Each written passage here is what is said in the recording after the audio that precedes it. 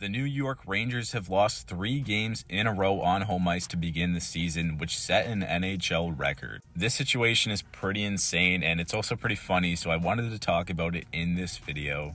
The Rangers take on the Leafs tonight, however, the game is in Toronto, so this video is still going to be relevant until their next home game. So the New York Rangers began their season getting shut out 3-0 on home ice by the Pittsburgh Penguins. However, there was 2 empty net goals in that game, so it was really 1-0. They would lose to the Capitals 1-0 on home ice, and then 2-0 to the Oilers with an empty net goal included in that one.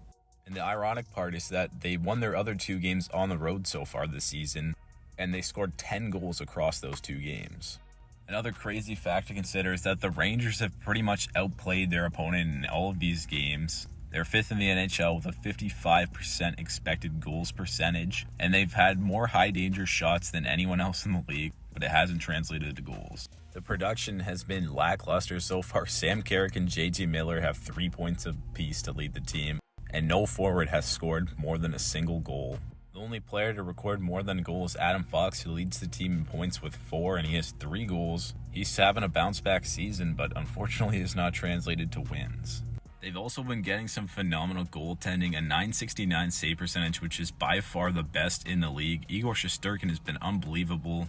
He's only allowed 3 goals in his 4 appearances and has a .972 save percentage with a league-leading plus 7.4 goals saved above expected. And Jonathan Quick only let in 1 goal in his lone appearance. Mika Zibanejad had a pretty hilarious quote after their most recent loss. He said, "I don't know if I should laugh or cry when talking about this situation."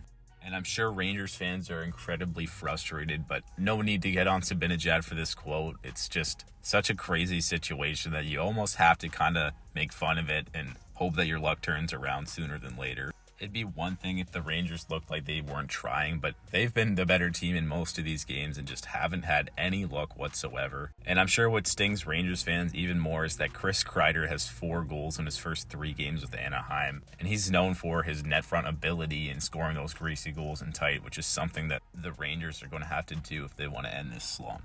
Another situation to keep an eye on is Artemi Panarin. He's in the final year of his deal, and he has not looked good to start the season. He has 2 assists in 5 games so far. And it just came out this morning that he's not going to take a discount to stay in New York, so he's really going to have to pick up his play if he wants to get another massive contract. Another negative here for the Rangers, Vincent Trocheck has been placed on IR, and he's going to miss at least 10 games, so you're missing your second-line center for a good chunk of the season here.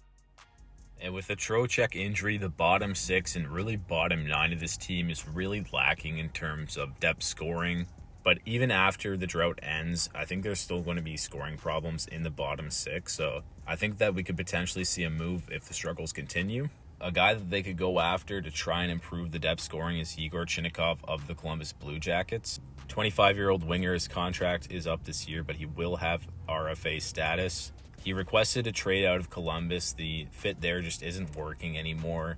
He's been a healthy scratch to start this season. And last year, he only played 30 games and had 7 goals and 15 points.